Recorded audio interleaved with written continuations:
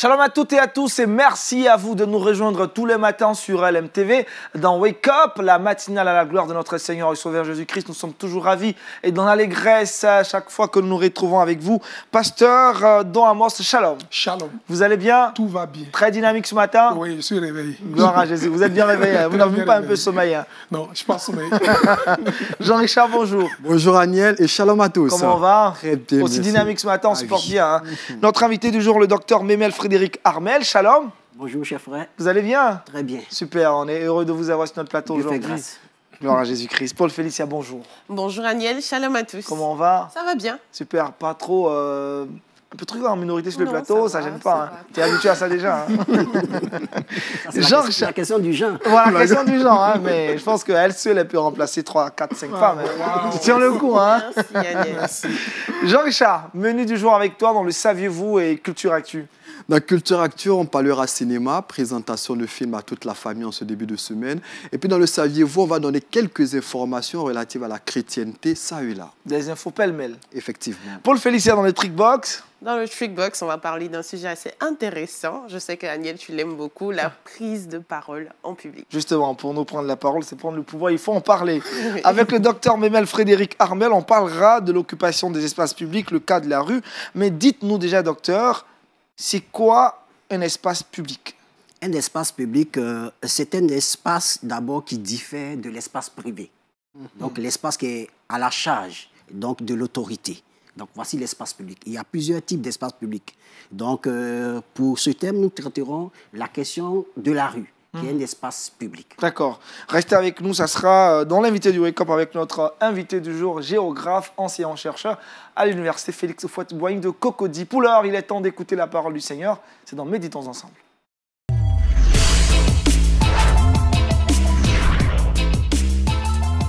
La méditation de ce matin est apportée par le pasteur Don Amorce avec pour titre « Possible, impossible ». Un thème un peu mystérieux, pasteur. Juste pour rigoler. Hein? Pasteur, vous avez la parole.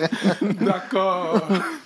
Nous allons donc méditer ensemble dans 2 Rois 5, à partir du verset 10.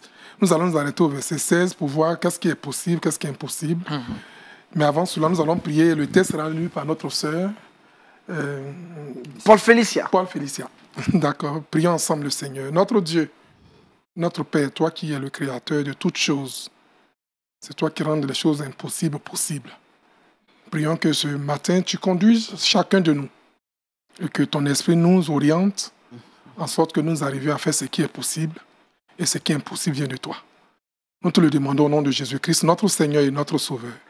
Amen. Amen. Tu pourras lire le texte pour nous, sœur. 2 Rois chapitre 5, du verset 10 à 16.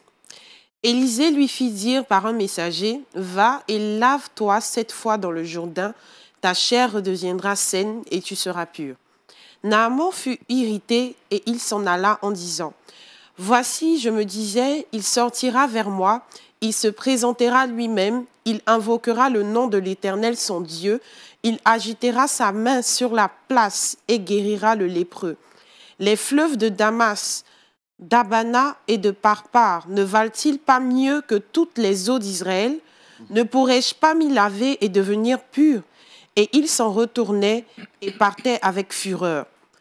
Mais ses serviteurs s'approchèrent de lui pour lui parler et ils dirent, « Mon père, si le prophète t'eût demandé quelque chose de difficile, ne l'aurais-tu pas fait?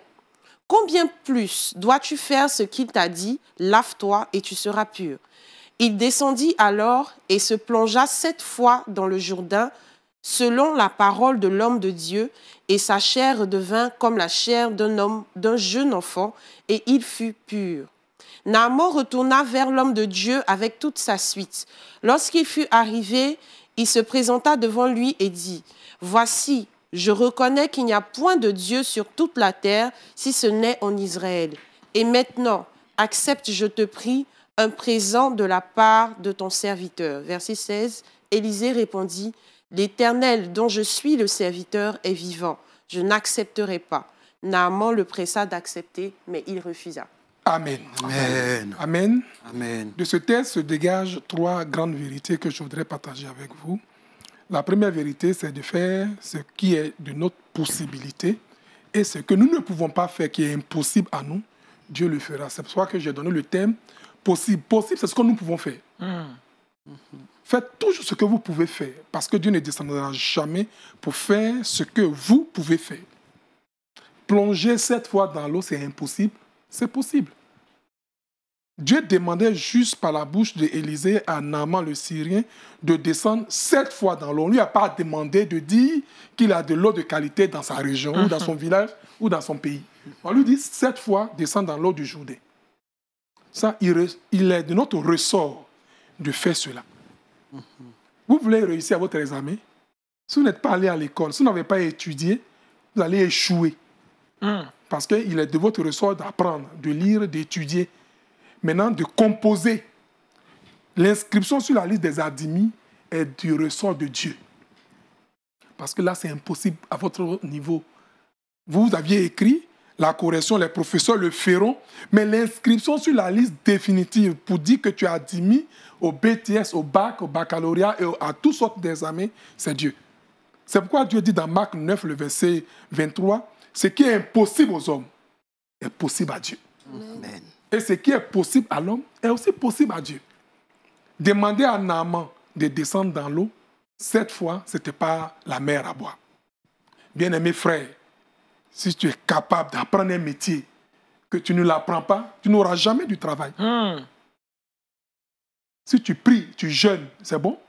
Mais si tu ne vas pas chercher du travail, tu n'auras jamais du travail. Parce qu'il est de ton ressort de chercher. La Bible dit chercher dans Matthieu 7,7. Chercher, c'est de ton ressort de chercher. Et puis, il dit demander. Il est de ton ressort de demander. Mais ouvrir, c'est le ressort de Dieu. Donc, tout ce que nous pouvons faire de nos 10 doigts, faisons-le. Et le succès qui accompagne, c'est Dieu qui le fait. Naaman est descendu 7 fois. Qu'est-ce qu'il a constaté? Le miracle de délivrance, de guérison, de restauration est venu de Dieu. Lui, il devait tout simplement obéir. Donc ça, c'est la première chose. Ce que nous pouvons faire, Dieu ne fera pas à notre place. Ce que nous ne pouvons pas faire, parce que nous avons fait, Dieu interviendra. C'est ce qui est impossible, Dieu le rend possible. Ce qui est possible, c'est de faire notre part. Si nous le faisons, que nous n'arrivons pas, Dieu fera ce qui est impossible pour que nous comprenions que tout ce qui est impossible, Dieu peut le rendre possible parce que nous avons obéi. La deuxième chose, c'est la foi et l'obéissance marchent ensemble. Vous avez la foi, mais si vous n'obéissez pas, vous ne serez jamais exaucés. La Bible dit que la foi est une ferme assurance dans Hébreux 11, le verset 1. Une ferme assurance, je suis sûr. Mais l'assurance se démontre par les actes que nous posons pour que Dieu puisse nous exaucer. Il dit une ferme assurance des choses qu'on espère, mais une démonstration de celles qu'on ne voit pas. Mais surtout, le verset 6 dit, « Or, sans la foi, il est impossible d'être agréable à Dieu. » Il faut que celui qui s'approche de Dieu croit que Dieu existe, mais mieux qu'il est le rémunérateur de ceux qui l'invoquent. Quand Naaman avait la foi, c'est bien d'être venu en Israël. Mais pour qu'il soit exaucé, il fallait obéir. Il fallait accepter ce que l'homme de Dieu lui a dit pour qu'il descende dans l'eau. Quand il est descendu par obéissance, principe d'obéissance, il a été guéri. Bien-aimé, ta foi ne suffit pas. Il faut l'obéissance à la foi. Faire ce que Dieu t'a dit et ce que Dieu dit est de sa volonté. La dernière chose, on n'est pas obligé de prendre, d'accepter toutes sortes de présents. Est-ce que celui qui te donne, parce que tu as prié pour lui, en a suffisamment pour que tu reçoives? Quand même. Ce n'est pas parce qu'on est homme de Dieu qu'on va prendre même de la veuve et de l'orphelin le peu qu'il nous apporte. On peut témoigner notre reconnaissance à Dieu en lui disant non, mais il faut garder, tu en as plus besoin que moi. Que Dieu te bénisse. C'est ce qu'a fait Élisée. Naaman le Syrien, quoi qu'il soit vachement riche, quand il a été guéri, il a posé un acte de reconnaissance, mais Élisée lui a dit non. Le Dieu que je sais est capable de pouvoir mes besoins. Et c'est ce qu'il dit dans Philippiens 4. Notre Dieu est riche et dans sa richesse, il nous bénit. Donc, ce n'est pas à tout qu'on accepte. On peut aussi témoigner, on peut aussi démontrer que ce que tu me donnes est vrai, mais il faut le garder pour toi. Bien-aimés frères, ce n'est pas tout que nous devons accepter. Regardons celui qui nous donne. Est-ce qu'il a suffisamment pour qu'il nous donne, pour que nous prenions? Parce que nous avons tous dans notre esprit qu'on ne va pas chez un homme de Dieu les mains vides. C'est vrai, mais il faut accepter que tes mains ne soient pas aussi pleines. de nous contenter de ce qu'on a. C'est ce qui fait qu'aujourd'hui, on accuse les pasteurs, des serviteurs de Dieu d'escroquerie ou d'escrocs. Tout ce qu'on vous donne, vous prenez. Celui qui est en train de te donner, il est là quoi? Lui, au moins, il témoigne que Dieu dit de donner. Mais toi, quand tu vois, là, tu ne peux pas dire, ah, c'est vrai que tu es reconnaissant au Seigneur, mais ça va. La Bible dit que Naaman a pressé Élisée de recevoir ses présents. Mais Élisée refusa. Pourquoi? Parce que Dieu pourvoit aux besoins de ses serviteurs. Oui. Dieu qui nous a appelés pourvoira à tous nos besoins. Dans sa richesse et selon sa grande sagesse. Que Dieu te bénisse, mon frère. Que Dieu te bénisse. Ce que tu ne peux pas faire, Dieu le fera. Ce que tu peux faire, Dieu ne le fera pas à ta place. Mais si tu obéis parce que tu as la foi, Dieu t'exaucera. Que Dieu nous garde et qu'il nous bénisse au nom de Jésus-Christ, notre Seigneur et notre Sauveur. Amen. Amen. Merci, pasteur. Don amorce, possible, impossible. Pasteur, on va revenir sur le dernier cas de figure que vous avez pris. Votre approche est bouleversante parce qu'aujourd'hui, on constate que les hommes de Dieu sont prêts à tout accepter, tout recevoir. Est-ce que finalement, le cas d'Élisée n'est pas un cas, je veux dire, particulier? Oui, mais ça fait partie des cas. Est-ce que tous les pasteurs doivent faire comme Élisée? Oui, mais ça fait partie des cas. Je peux accepter de dire, mais Élisée n'a pas pris. Et Naaman avait dit quoi? Naaman dit, les eaux de son pays, de son village, de sa maison valent mieux que les eaux d'Israël. Et c'est cet homme-là qui veut te donner pour témoigner quelle est sa reconnaissance qu'il témoigne. C'est Dieu qui t'a utilisé pour le guérir. Ce Dieu qui t'a utilisé pour le guérir, ce Dieu-là pourvoira à tes besoins. Donc laisse-le partir avec son orgueil et avec ses biens. N'avez-vous pas le discernement pour comprendre que ce n'était pas forcément juste de recevoir de Naaman? Donc quand on est pasteur, parce qu'on est prophète, on est serviteur de Dieu, qu'il faille recevoir tout ce qu'on te donne, tu n'as rien pour que tu puisses dire à cet homme-là, non, va avec tes biens. Pour qu'il se rende compte que Dieu pourvoit vraiment à tes besoins, que d'attendre de lui quelque chose. Ce n'est pas du commerce. Est-ce que là, on n'empêche pas aussi parfois certaines personnes d'être bénies? Oui, parce que c'est en donnant qu'on reçoit par la suite. Oui, mais c'est ce qu'on dit, c'est pour ça qu'on reçoit tout. Parce que c'est ce qu'on dit. C'est ce qu'ils disent en tout cas. Oui, mais c'est ce qu'ils disent. Ils disent que... Il faut forcément donner pour recevoir. Il faut forcément donner pour être béni, mais au moins il y a un cas exceptionnel qui montre que ce n'est pas vrai à tous les niveaux. Tous ceux qui donnent ne sont pas Naaman, pasteur. Oui, mais tous ceux qui donnent ne sont pas Naaman, mais tous ceux qui donnent n'ont pas. Quelquefois même c'est simple pour venir te donner. Tu ne peux pas refuser ça au moins. D'accord. Jean-Richard, pour le laisser la question. Ouais, possible, j'ai impossible. Une question. Vas-y. C'est un sujet assez intéressant. Mais dans l'histoire de Naaman, on se rend compte qu'il voulait que les choses soient compliquées pour qu'il puisse sentir la main de Dieu. Pourquoi est-ce que généralement les chrétiens de nos jours courent après l'imposition des mains lorsqu'ils sont malades et quand le pasteur dit « sois guéri », ils trouvent que le Seigneur n'a pas agi? Comment est-ce que vous pouvez expliquer ça? Oui, mais c'est ce qu'on fait habituellement. Tout le monde voit. Pourquoi tu ne fais pas aussi pour moi? La guérison, là, ce n'est pas l'homme qui impose les mains là, qui guérit. C'est la parole de Dieu qui guérit. C'est Dieu qui guérit par le canal d'un serviteur. Il peut t'imposer les mains, tu seras guéri. Tu peux partir sans avoir reçu l'imposition des mains et tu seras guéri. Le cas de Naaman est bien là. On lui a dit, va dans l'eau. On n'a pas fait d'imposition des mains. L'homme de Dieu a reçu de la part de Dieu qu'il faille qu'il aille dans l'eau, qu'il descende 7 fois. C'est son obéissance qu'on voulait. On ne voulait rien d'autre. Voici ce général Naaman, celui-là qui a vaincu Israël, est capable de s'humilier devant le Dieu d'Israël et descendre dans l'eau du Jourdain. L'homme de Dieu savait que chez lui en Syrie, il y avait de l'eau de qualité. Mais descendre dans le Jourdain, c'est l'humilité, c'est le brisement. Un général peut-il descendre jusqu'au pied de l'homme de Dieu? Autrement dit, descendre au pied du Dieu d'Israël, que j'ai vaincu il y a quelques temps. Descendre dans l'eau, c'est être brisé, accepter d'obéir. Ce n'est pas forcément le fait qu'on nous impose les mains qui démontre que tu seras guéri. On a prié pour des gens qui sont à des kilomètres sans imposition des mains, mais qui sont guéris. Alors, pasteur, vous parlez de faire ce qui est possible à l'homme et de laisser Dieu faire l'impossible. Est-ce que finalement, ce message n'est pas adressé aux paresseux?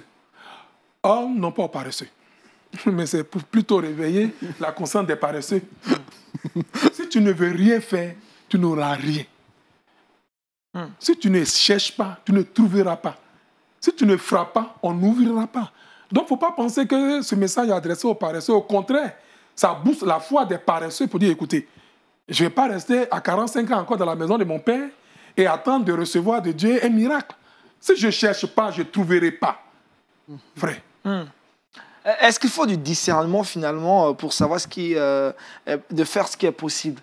Ou ce qui est possible saute à l'œil, c'est facile à discerner déjà? Ah, mais je pense que... Parce que ce qu'on appelle possible peut être quand même un peu difficile pour certaines personnes, ou pas impossible. Ça dépend. Ça dépend de là où on se situe. C'est ce qu'on appelle le possible. Docteur Memel, vous voulez dire quelque chose à propos? Je suis d'accord avec votre pensée. Ce qui est possible pour moi peut ne pas être possible pour ma soeur. Voilà, c'est ça. Donc, qui définit le possible finalement? Mais ce qui est possible pour moi, c'est de moi qu'il s'agit. Il ne s'agit pas de ma soeur. Oh! Il ne s'agit pas de ma soeur.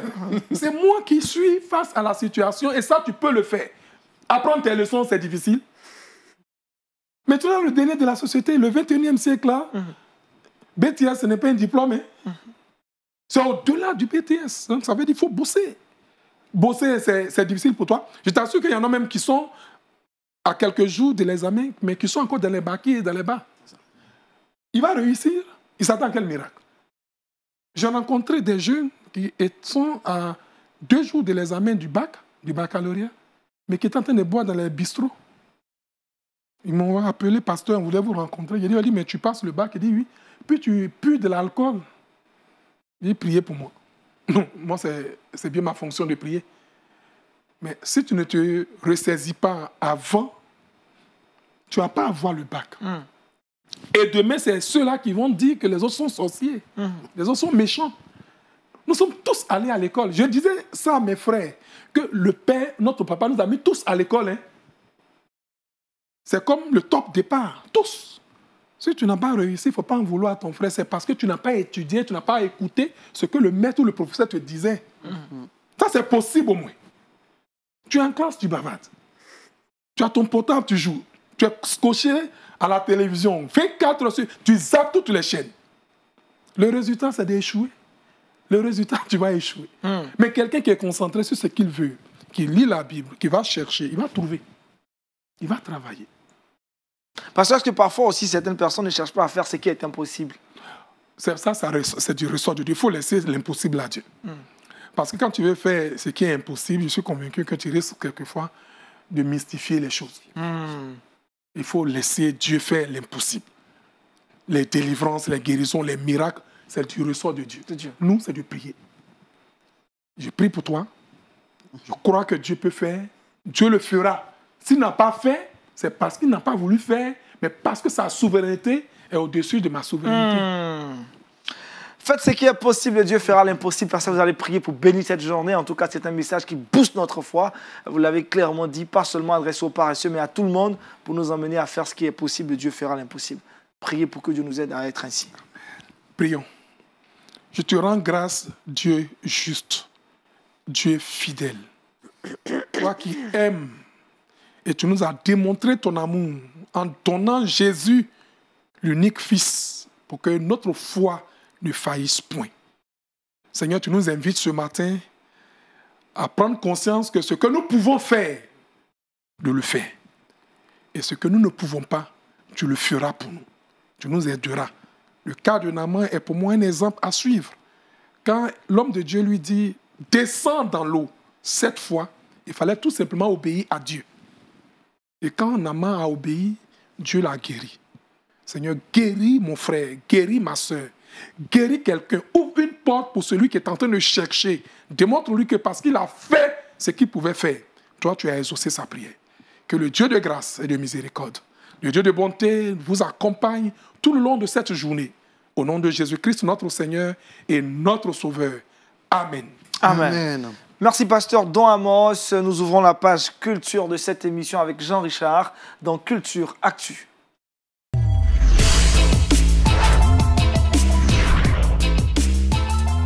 Jean-Richard, avec toi aujourd'hui, nous parlons cinéma.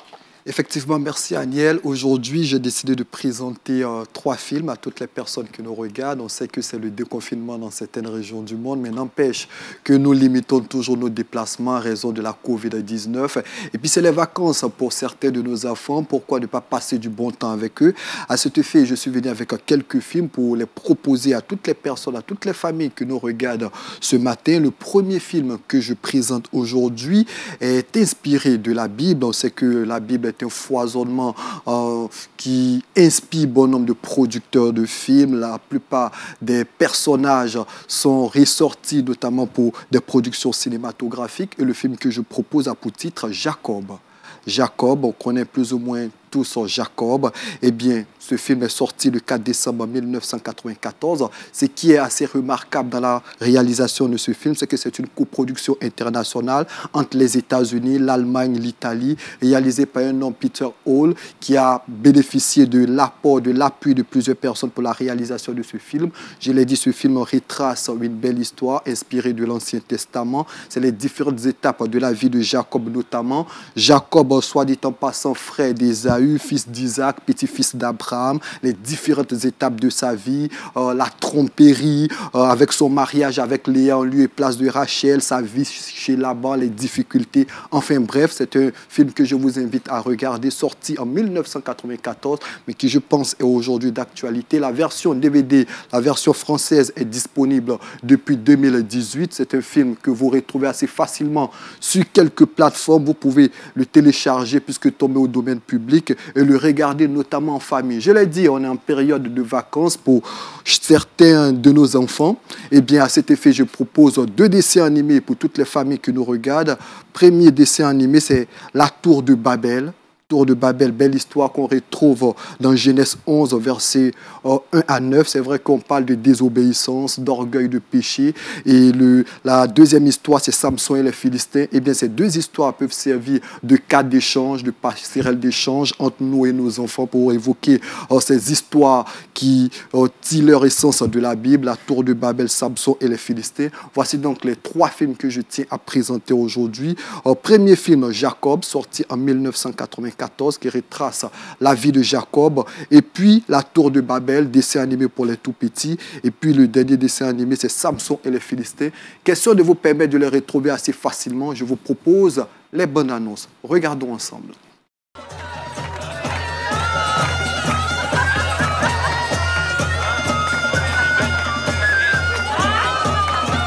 Allez Jacob, encore du vin.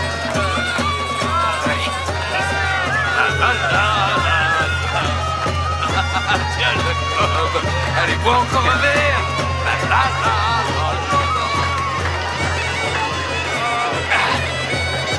Bois, Jacob. Merci.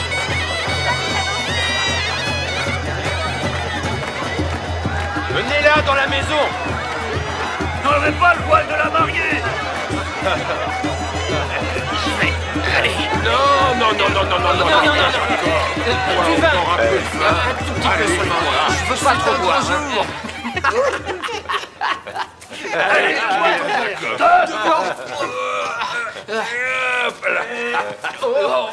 je dois te conduire vers ta promise. Mais j'aime ma femme. Ma femme.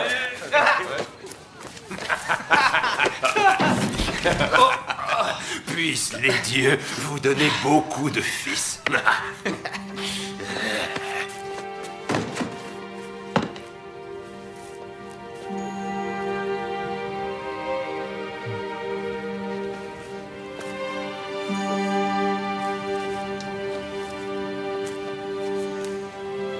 Rachel.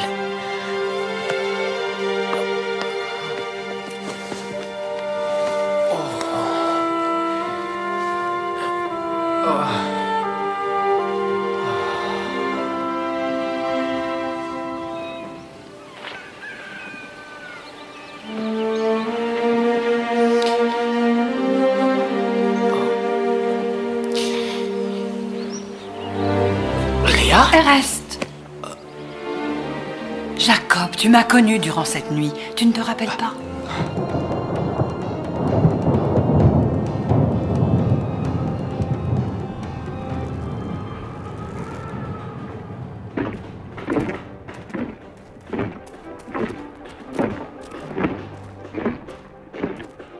Je veux au moins 100 charrettes de briques supplémentaires.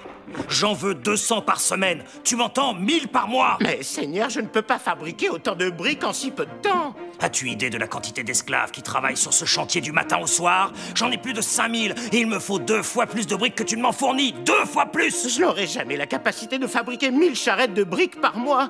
Grand architecte, ce n'est pas une question d'eau ou d'argile, mais du nombre d'hommes dont je dispose. Où voulez-vous que j'en trouve d'autres? Ils ont tous été requis. Je vous assure. Il y a quelque chose que tu ne sembles pas comprendre. Le roi exige que la tour atteigne le ciel avant la saison froide et ton rôle est de nous fournir les briques qu'on te demande. Si tu ne t'y engages pas immédiatement, je te préviens qu'avant le crépuscule, tu auras goûté au fouet des soldats de Sa Majesté. Oh, grand architecte, pourquoi me parler du fouet? C'est un instrument beaucoup trop pénible et dont les résultats sont aléatoires. Bon, si je comprends bien, tu finis par être raisonnable. Vos désirs sont toujours des ordres, Seigneur Ophir.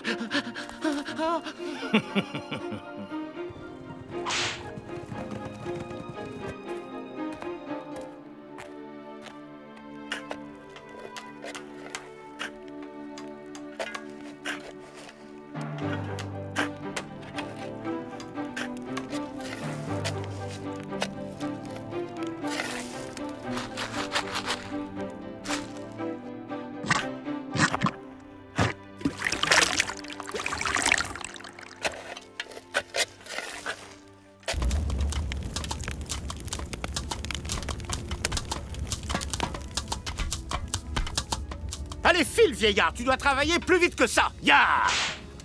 Ya!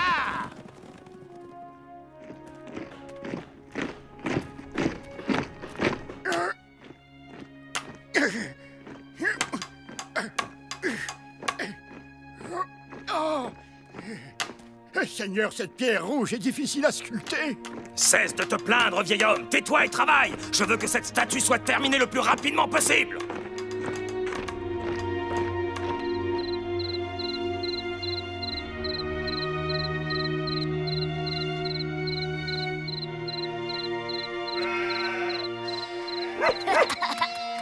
Dis-moi, est-ce que tu sais où est ton grand-père? Il est de l'autre côté de la colline. Là-bas. S'il te plaît, va le chercher. Préviens-le que le dîner est prêt. Plus tard, en ce moment, il parle avec Dieu. Tu as raison, attendons.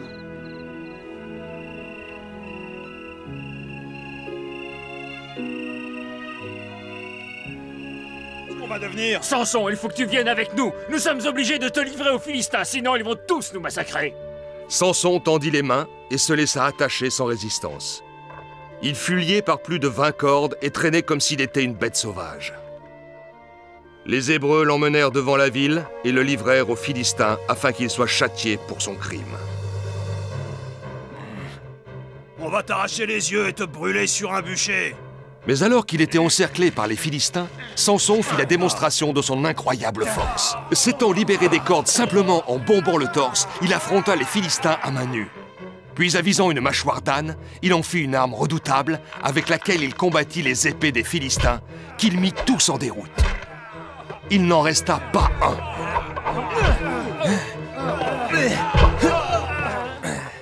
À la fin du combat, il s'élança sur un dromadaire et s'enfuit rapidement.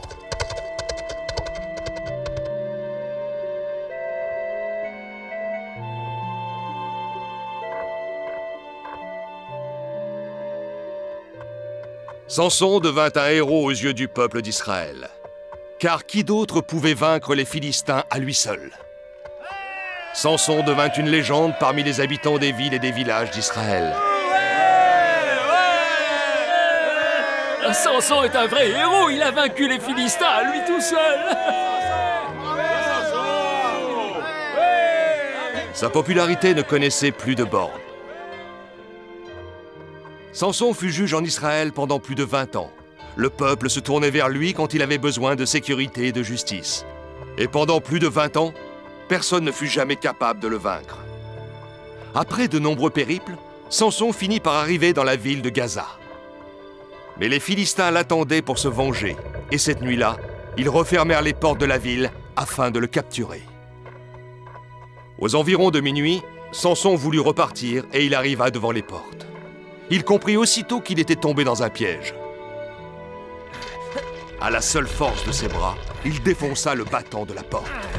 Et une fois de plus, il échappa à la vengeance des Philistins.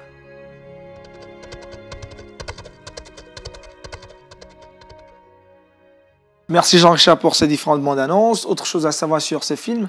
Juste à préciser que c'est des films inspirés de la Bible. On rappelle que la Bible aujourd'hui est un catalyseur pour plusieurs scénaristes. Les personnages, les histoires inspirent bon nombre de producteurs cinématographiques. Et c'est le lieu aussi d'inviter les parents à regarder par moments ces films avec leurs enfants pour édifier une famille. Si vous voulez partager l'évangile avec quelqu'un, si vous avez par moment du mal, un film peut servir de canevas, de cadre d'échange. Eh bien, je vous propose ces différents films que vous pourrez regarder tout au long de cette semaine.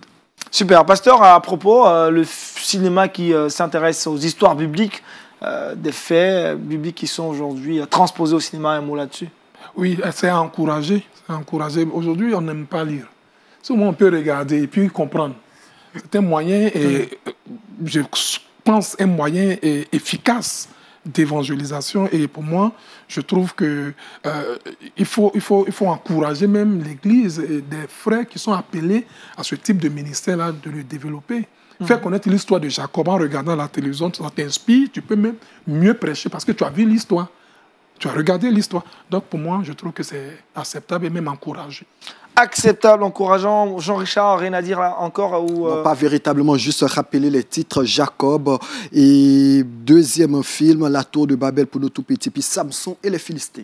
Samson et les Philistins et Jacob, de très bonnes propositions de Jean-Richard pour regarder cela pendant ses vacances avec vos enfants en famille et entre amis. On va parler cette fois-ci avec notre invité du jour. Vous connaissez le thème, l'occupation des espaces publics, le cas de la rue. On en parle avec notre invité, c'est maintenant.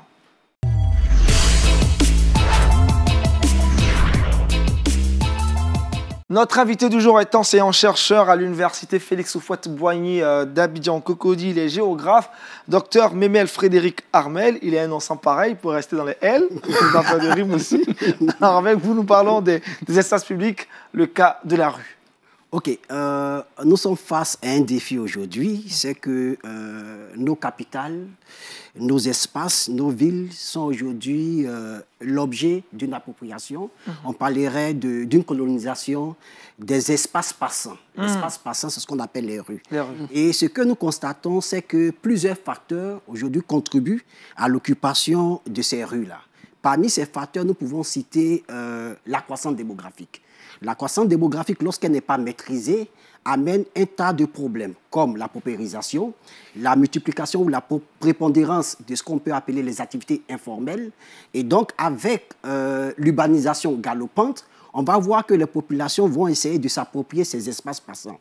La rue est composée de deux éléments essentiels. Il y a la chaussée et il y a le trottoir. Mais ce que nous constatons aujourd'hui dans nos villes, c'est que pour la plupart des villes donc, au sud, qu'on appelle les villes du sud, donc les villes du tiers-monde, on appelle les villes donc, des pays en développement, on va voir que ces espaces-là, destinés donc, à la circulation, sont maintenant transformés en des espaces de commerce. D'activité économique. Donc, soit ce sont des commerçants qui occupent la rue, soit ce sont les transporteurs qui occupent la rue. Tout qu'on fait, c'est pour une activité économique. La rue aussi sert de stationnement. Parce que lorsque, dans l'aménagement d'un territoire, d'un espace, on ne prévoit pas d'espace de stationnement, donc de parking, qu'on ne prévoit pas donc, de gare, qu'on ne prévoit pas donc d'espace de commerce, je veux parler de marché, il va sans dire que la population qui est en train d'augmenter, qui veut faire du bénéfice sur son activité, va s'approprier ces espaces-là. Mais lorsque la population s'approprie ces espaces, il y a des conséquences. J'ai dit bien que la première fonction de la rue, c'est la fonction circulatoire, permettre aux personnes et aux véhicules de pouvoir circuler. Mais lorsque la rue est colonisée par une activité économique, colonisée par une population, il va sans dire que la rue change de fonctionnalité. Or, quand la rue change de fonctionnalité, la rue ne joue plus le rôle pour laquelle elle a été prédestinée ou prévue par l'aménageur. Et en ce moment bien précis, nous allons voir la question de l'encombrement de la rue. Donc, on va le rétrécissement de la voie. Les gens occupent les trottoirs jusqu'à venir au niveau de la chaussée. Donc, il y a un ralentissement au niveau de la circulation, les embouteillages que nous voyons, et encore plus, en plus des embouteillages, on peut avoir des accidents. Des accidents au niveau donc de l'occupation de la rue. Et si vous prenez nos grandes villes, dans la mentalité de nos populations, de nos citoyens, c'est que c'est la rue qui est favorable donc à leur activité. Donc l'incivisme de la population est à la base de l'appropriation de la rue, que moi j'appelle de la colonisation de la rue. Et donc, tout cela mis ensemble, si nos dirigeants, si les acteurs qui ont en charge la gouvernance de ces espaces, c'est-à-dire, ce sont nos autorités étatiques, donc si nous sommes à l'intérieur d'une commune, c'est les responsables donc, communaux, je vais parler donc, de la mairie au travers de la direction technique. Si nous avons à l'échelle d'une grande ville, nous allons avoir l'apport donc du ministère du transport qui doit réguler avec tous les transporteurs que nous avons. Nous allons avoir le ministère aussi de la construction parce que dans l'aménagement, il fallait prévoir ces espaces-là. Et donc si on n'a pas une gare, si on n'a pas un lieu de commerce, il va sans dire que la population va venir donc s'approprier ces espaces. Donc c'est aujourd'hui un défi. Un défi que nous rencontrons dans nos grandes villes, dans nos agglomérations, dans nos capitales. Et il faudrait que chacun joue son rôle, sa partition, pour que nous puissions effectivement lutter contre ce phénomène qui est en train de prendre de l'ampleur dans nos sociétés. Est-ce que finalement, ces personnes qui colonisent ces espaces-là de la rue ont le choix? S'il n'y a pas d'espace, il n'y a pas de marché, il n'y a pas de stationnement, il n'y a pas de gare, il n'y a pas de parking, finalement... Non, est-ce qu'ils ne sont pas contraints à se retrouver? Il n'y a pas une contrainte. Il n'y a pas une contrainte parce que dans nos espaces, lorsque la ville se fabrique, lorsqu'on crée un espace, lorsqu'on fait un aménagement, ces espaces sont prévus. Prenez le cas du boulevard Nandiabrobois. Il y a un grand marché, il y a des marchés qui existent. À Djamé, pour ceux qui nous suivent, à Djamé en Côte d'Ivoire. Il y a un marché qui existe. Mais les commerçants préfèrent laisser ce marché qui existe pour venir en bordure de la route pour vendre. Pourquoi? Parce qu'ils se disent ou ils se disent que le premier contact, c'est la voie. Lorsque l'individu descend de son véhicule, l'individu peut voir mes étals ou bien mes articles qui sont... Ce qui est vrai. Ce qui est vrai, mais en même temps, il y a une fonctionnalité de la rue. Chaque espace, au niveau de l'organisation de la ville, a son rôle à jouer. La rue doit servir de circulation et non d'activité économique. C'est parce que l'État ou l'acteur en question qui devait gérer ces espaces ne joue pas totalement son rôle qu'on laisse s'installer ce désordre. C'est un désordre urbain. Donc les rues sont brigandées, hein. Oui. On va dire. Voilà. Est-ce que nos autorités africaines n'ont pas une part de responsabilité, non seulement dans la régulation, mais aussi dans, je dirais, dans la prévision d'espace pour les marchés, pour le transport notamment? Oui, la responsabilité, elle est partagée. Je le dirais que la responsabilité est partagée. Mais nous avons eu des cas de figure où dans l'aménagement de l'espace, les espaces de stationnement, par exemple, ont été négligés. Je prends le cas du plateau en Côte d'Ivoire. Le plateau a été organisé, mais on n'a pas pensé un instant qu'on allait avoir cette masse de population qui va toujours, chaque matin, venir vers le plateau. Donc, les espaces prévus aujourd'hui sont insuffisants par rapport aux normes de personnes ou bien par rapport donc, à la population que nous avons. Donc, c'est un problème. Mais en même temps, aujourd'hui, les lotissements que nous voyons, il y a des lotissements qui sont réalisés, mais ces espaces-là, je vais parler d'espaces de commerce, je vais parler d'espaces de stationnement, n'existent pas. Effectivement. N'existent pas. Or, si ça n'existe pas, ce qui reste, c'est d'approprier l'espace qui est visible, qui est là, qui est la rue.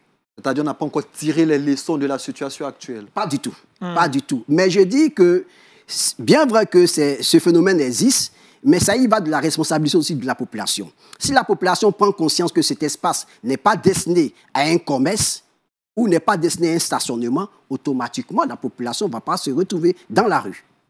Est-ce que vous, en tant que géographe, vous avez un plaidoyer auprès notamment des autorités? Plusieurs recherches ont été menées dans ce sens. Plusieurs recherches. Lorsque vous allez arriver dans nos départements, que ce soit ici à Abidjan, que ce soit à Korogo, que ce soit à Daloa, dans les différentes universités, plusieurs recherches ont été menées. Mais c'est l'action d'appliquer ces mesures sur le terrain qui pose problème. Parce que des fois, les politiques utilisent cela parce que ce sont, je dirais que ce sont les électeurs. Déguerpir, c'est la norme. Mais comme c'est mon électeur, demain matin, il va me servir de quelque chose, je laisse. À la fin du processus électoral, peut-être je viendrai dire non, quittez ici, puis bon, c'est fini. Mais je vous donne l'information que les tasses qui sont prélevées le long donc de la rue, qui prélève ces tasses? C'est l'autorité communale qui prélève ces tasses. Alors que dans la loi, on ne peut pas, dans la loi ici qu'on ne doit pas s'installer ici. Finalement, ils acceptent ça finalement. Et il y a du business derrière. Il y a du business derrière. Qu'est-ce que vous prévoyez concrètement, vous, en tant que géographe? C'est quoi votre plan d'action? Il faut sensibiliser d'abord nos populations. D'abord, c'est la sensibilisation. Deuxièmement, c'est le déguerpissement. Sinon, nous mettons la vie de nos populations en danger. Au détriment de la paupérisation, le déguerpissement. Oui, il faut déguerpir. Prenons le cas, vous avez tout de suite cité en exemple le plateau, en Côte d'Ivoire, la cité administrative. Vous avez dit qu'il n'y a pas aujourd'hui assez d'espace pour... il n'y a pas de parking. Il n'y a pas de parking. Les parkings sont privatisés. Privatisés parce que s'il y a un commerce, si je tiens peut-être un magasin ou bien un immeuble, je privatise le devant de mon immeuble. Et donc ceux qui vont venir pour stationner, c'est moyennant quelque chose qu'ils le font. Ou on vous dit non, ne stationnez pas parce qu'on ne rentre pas dans ce service. C'est un problème en Côte d'Ivoire. Donc du coup, même si ce n'était pas privatisé, il n'y aurait toujours pas d'espace pour tous ces véhicules qui y vont. Oh oui, non. Avec la libéralisation des véhicules, depuis les années 1994, il y a eu ce boom donc, de véhicules importés en Côte d'Ivoire. Donc, ça a permis donc, d'avoir un grand nombre de véhicules. Or, regardez plus ou moins le plateau, c'est le centre plus ou moins d'Abidjan. Et donc, comme ça, le transport vient toujours pour déférer donc une partie de la population dans le plateau. Il n'y a pas d'espace de parking. On fait comment? Lorsque vous prenez votre véhicule, vous êtes obligé de chercher à des kilomètres pour pouvoir stationner. Voilà. Qu'est-ce que vous prévoyez en tant que géographe? Il faut casser pour rebâtir ou quoi? Non, on ne cassera pas pour rebâtir. Le problème, on ne cassera pas pour rebâtir. Il faut simplement délimiter des espaces. Pour dire... Mais il n'y a plus d'espace là. Si, il y en a. Il y a des espaces qui existent. Prenons, comme au plateau. Oui, il y a la Sorbonne, l'immeuble de la Sorbonne en face. Il y a des gens qui ont privatisé cet espace-là. Lorsque vous partez garer, c'est 500 ou 1000 francs qu'on vous donne. Alors qu'en dessous des immeubles, il y a ce qu'on pouvait mettre aujourd'hui, ce sont les parkings souterrains, c'est tout. Donc, dans les immeubles, les parkings souterrains pour que les gens puissent garer. Pour avoir de l'espace. Voilà. Aujourd'hui, lorsque vous prenez la plupart de nos rues, il n'y a pas d'espace de stationnement. On est obligé de garer juste au niveau du trottoir ou bien même sur la chaussée. Ça rétrécit la voie. Ça rétrécit. Et comme vous avez fait des enquêtes, qu'est-ce que la population dit finalement quand elle entend qu'il y a des conséquences? Est-ce qu'elle est réceptive? Oh, la plupart des réactions, c'est que qu'est-ce que nous allons faire? C'est la question. Finalement, ils se disent qu'est-ce que nous allons faire? Et à qui la faute finalement? À qui la faute finalement? Et puis on regarde à qui la faute. Mais je pense que non, ça me fait rire parce que lorsqu'on est en train de mener ces différentes enquêtes sur le phénomène, la responsabilité est partagée. La population dit non, mais on ne fait rien, l'État ne fait rien, tant.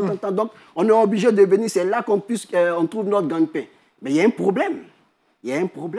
Il faudrait qu'on arrive à créer des émissions comme celle que nous sommes en train d'organiser aujourd'hui pour sensibiliser nos populations sur le danger. Regardez un instant, lorsque vous êtes à Abidjan, que vous prenez depuis la gare Nord, la gare de bus, la gare Nord, pour remonter jusqu'à le marché ou bien la mairie d'Adjamé. Cet espace a été déguerpi. Et on voit aujourd'hui la fluidité de la voie. Mais lorsque la voie est encombrée, ce sont des pertes en carburant, des pertes économiques que nous avons. Mais nous ne prenons pas conscience de ces réalités. Donc il y a des facteurs économiques qui rentrent en ligne de compte. Qui rentrent en ligne de compte. Ouais, c'est dur. Alors, vous parlez des responsabilités sont partagées, tout ça. Si on part sur une base de pourcentage, à qui revient la plus grande responsabilité? À l'État? La population, je l'ai dit non, pas forcément à l'État, c'est partagé. Prenons 70... C'est 50-50. Non. Nous prenons à 80% pour la population, 30%, 20% pour nos non, la faute, c'est la population. Oui, la faute à la population. Il faut connaître la nature de la voie. La voie n'est pas prédestinée pour faire une activité économique. C'est ça le gros problème aujourd'hui. Pasteur, vous voulez réagir? Allez-y. Non, moi, c'est plutôt le coût que la population a à céder au marché. Quand tu vas dans un marché, l'espace de 1 mètre carré ou bien 2 mètres carrés coûte près de 80 000 francs. Mais vous voulez que je m'installe où? Que je vienne m'installer au bord de la route? Je pense que c'est mieux. Avec la complicité de la mairie? Oui. Donc, moi, je pense que c'est un problème de coût. Est-ce qu'il peut nous dire quelque chose par rapport au coût? Vous connaissez le coût? Vous savez combien ça coûte l'espace dans un marché? Non, c'est le prix diffère d'un marché à un autre. Dans une commune à une autre commune. C'est cela. Mais seulement qu'il y a des mesures que la mairie prend pour installer ces personnes. Okay. Le problème d'Adjamé est vraiment un cas d'école. Pourquoi? Parce qu'Adjamé renferme à la fois le gros marché donc de vivriers en Côte d'Ivoire. Adjamé, c'est la grande gare qu'on rencontre, donc tout le monde veut s'investir à Adjamé. Mais prenons une rue dans un quartier quelconque de nos villes que nous connaissons. Pourquoi les populations délaissent le marché donc pour venir s'installer là? Pourquoi? Parce qu'il s'est dit simplement qu'il y a un effet. Le fait de m'installer au niveau de la voie, je peux directement être en contact avec le client. Or, ce n'est pas toujours vrai. Il y a un risque. Il y a un risque. Et on doit enseigner nos populations à éviter de s'installer. Pour les dames qui vendent les bananes braisées, qui vendent des oranges, tout ça, elles se disent qu'elles sont facilement en contact avec les clients. Avec les clients. Ce n'est pas toujours vrai. Mais vous avez dit 20% pour l'État et 80% pour la population. 20% pour les acteurs institutionnels et puis bon 80% pour la population. Alors on vous laisse un message là tout droit dans les yeux, dites un message à toute la population qui vous suit. Bon, je voulais juste interpeller l'ensemble de nos citoyens pour pouvoir comprendre que la rue a une fonctionnalité. C'est de permettre la circulation des personnes et des véhicules. Donc, il faudrait laisser ces espaces parce qu'il y a des espaces appropriés pour le commerce, il y a des espaces appropriés pour le stationnement. Merci, docteur Memel Frédéric Armel. Vous l'aurez compris, l'occupation des espaces publics, le cas de la rue, a de véritables conséquences, telles que des accidents et bien d'autres choses, encore des pertes même économiques. Faisons l'effort donc de déguerpir les rues d'une manière volontaire et pour ne pas qu'après, ça soit maintenant des bulldozers. Les conséquences sont énormes quand on parle de toutes ces machines qui sont déployées. On va retrouver Paul Félicia et dans la rubrique Trickbox, elle va nous parler de la prise de parole. C'est maintenant.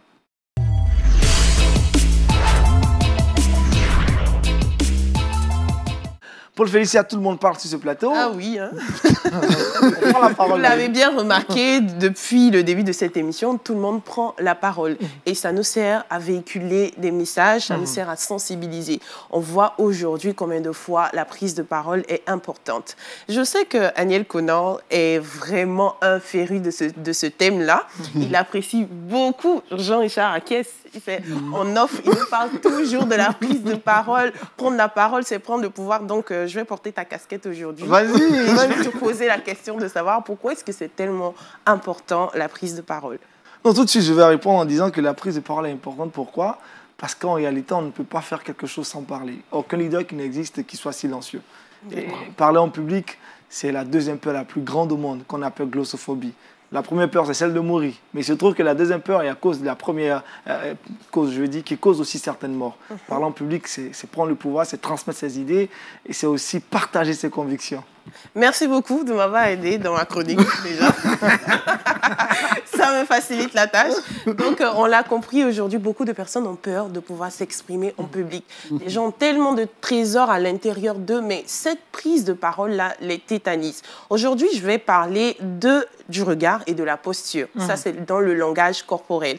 On sait très bien que pour parler en public, il faudrait préparer son message, il faudrait avoir connaissance de ce dont on va parler, du sujet à aborder. Mais il y a un truc qui est important, c'est le regard. Lorsqu'on se tient devant une foule ou devant un public, il faut avoir le contact visuel. Ça vous permet de pouvoir gagner votre auditoire. Généralement, les gens qui ont peur, ils ont tendance à fuir le regard des gens. Ils ont un regard fuyant là, ils regardent à gauche, à droite. Mais lorsque vous communiquez à quelqu'un et que vous le regardez dans les yeux, ça lui donne l'impression d'avoir, en tout cas, que vous maîtrisez votre sujet. Justement.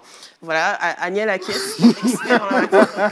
Ok, voilà, j'ai bon. Deuxième des choses, c'est la posture. La posture est aussi importante. Vous pouvez peut-être...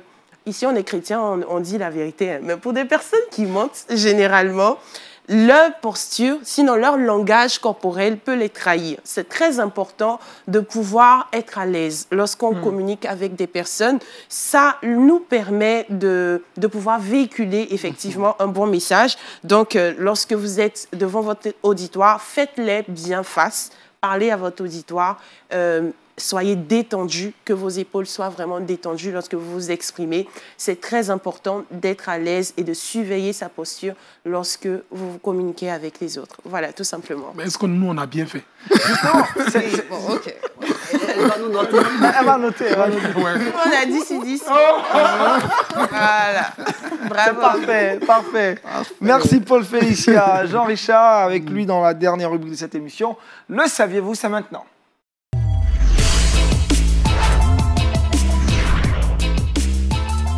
Jean-Richard, c'est un pot pourri d'informations, on va dire ça, pêle-mêle, ça et là. Information pêle-mêle relative à la chrétienté. Je commencerai en Afrique, notamment en Ouganda. Eh bien, la société biblique de ce côté-là continue la distribution de Bibles. Figurez-vous qu'elle a distribué près de 1000 Bibles audio dans les différentes prisons en Ouganda. C'est quelque chose qui a permis notamment à plusieurs personnes d'accepter le Seigneur Jésus-Christ. Une action qu'il faut saluer.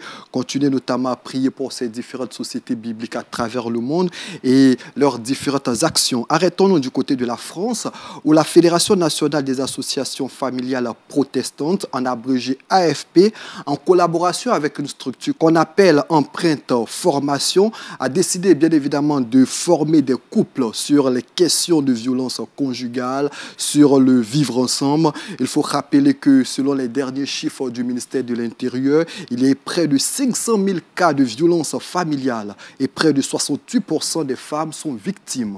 Au regard donc de cette situation, l'Église tient à s'impliquer véritablement dans la gestion au quotidien des couples, quelque chose qu'il faut saluer. C'est un cas qui peut aussi servir notamment dans nos différentes contrées. C'est vrai que cette situation se passe en France, mais n'empêche que dans les pays du Sud, on a vu des situations de violence conjugale notamment. Et puis poursuivons notamment avec les différentes informations.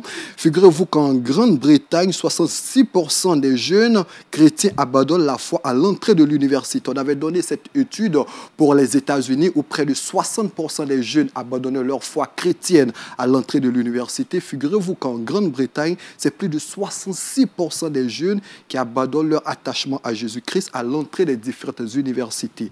La raison est assez complexe. On aura l'occasion, bien évidemment, de revenir là-dessus, mais je donne cette information. Et puis, toujours en Grande-Bretagne, selon le même sondage, cette période de Covid-19 a renforcé les liens familiaux dans plusieurs familles. Voici quelques informations que je tenais à livrer à toutes ces personnes que nous regardent. Merci Jean-Richard. Docteur Memel, commentaire de ces différentes informations? C'est l'information concernant le changement donc, de cap des étudiants qui m'intéresse plus parce qu'à l'entrée de l'université, effectivement, il y a plusieurs facteurs qui influencent donc, le comportement et la mentalité de nos jeunes frères lorsqu'ils arrivent au niveau de l'université. Donc, je voudrais vraiment avoir cette étude-là pour pouvoir creuser davantage parce que, effectivement, nous subissons beaucoup de choses à l'université. Nos jeunes frères sont exposés à beaucoup de risques et aujourd'hui, nous voyons que ce que nous constatons dans la société n'est que la réalité de ce que nous vivons sur l'espace universitaire. Est-ce que vous avez été tenté d'abandonner votre foi lorsque vous êtes entré à l'université? Ou ça a été difficile ou... C'était difficile de m'intégrer avec ma foi chrétienne. Je vous assure, vous arrivez dans un milieu où déjà le contact faisant avec des amis autour, si vous n'avez pas une assise spirituelle, si vous n'êtes pas dans une famille spirituelle, je vous assure que vous êtes voué à un changement brutal. Brutal. Parce que vous êtes exposé à beaucoup de risques. Beaucoup de risques, énormément de risques. Mais je rends grâce à Dieu. Parce que, étant à l'université, j'étais en cité universitaire.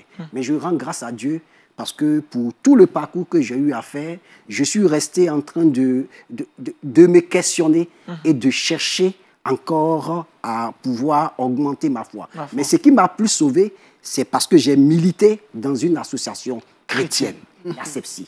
Et donc, toujours, ma flamme continuait.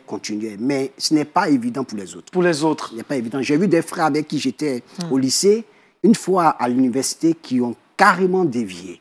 Carrément dévié.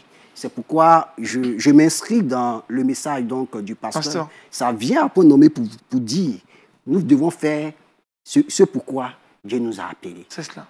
Ce qui est possible, l'autre, l'impossible, c'est l'Éternel qui le fera. C'est l'Éternel qui le fera. Pasteur, un commentaire sur ces différentes informations, notamment en France, des enseignements sur les violences conjugales, bien d'autres choses encore. Que dites-vous de toutes ces infos? Je pense que enseigner la parole de Dieu même à bas âge serait recommandé. C'est-à-dire que comment enseigner déjà ses enfants, comment enseigner, développer une cellule, une étude à la maison pour conduire les enfants, conduire la famille à Christ et conserver sa conviction, sa foi jusqu'au mariage, permettrait d'éviter beaucoup de violences conjugales. Parce que c'est un pourcentage élevé, même en milieu chrétien. Même en milieu chrétien. Des femmes chrétiennes battues. Des hommes chrétiens aussi battus. Oui, je commençais par la femme, parce que c'est le sexe faible. C'est le sexe faible. Elle n'a pas suffisamment de moyens pour se défendre, parce que les hommes se défendent. Elle n'a pas suffisamment de moyens pour se défendre. Mais aujourd'hui, avec l'évolution, il y a des femmes qui frappent leur mari. Parce qu'elles ont appris le karaté, elles ont appris l'art martiaux, elles savent se défendre et frappent leur mari. Donc, comment faire? C'est vraiment enseigner la parole de Dieu. C'est surtout l'encadrement des nouvelles personnes converties à Christ et comment choisir son conjoint en vue d'une harmonie conjugale selon la parole de Dieu. Selon la parole de Dieu. Merci, pasteur. Jean-Richard, autre chose à rajouter ou c'est bon? Pas grand-chose à ajouter après ce que le docteur et le pasteur ont dit. Je pense que c'est assez clair. Merci pour ce flash d'informations chrétiennes. Paul Félicien, le verset boussole. 2 Rois chapitre 5, verset 15. Voici, je reconnais qu'il n'y a point de Dieu sur toute la terre, si ce n'est en Israël. Si ce n'est en Israël, faites ce qui est possible, humainement parlant, et Dieu fera l'impossible. Merci au pasteur Amos Don, merci également au docteur Mémel Frédéric Armel. On se retrouvera la semaine prochaine pour un autre thème en rapport à tout ce qui est relativement lié aux espaces et autre chose. Merci à Paul Félicia, à Jean-Richard Nguécan, à toute l'équipe de réalisation de production de Wake Up. Rendez-vous est pris demain, mardi, avec Daniel Kragby. Moi, je serai avec vous mercredi. D'ici là, portez-vous bien. Shalom chez vous.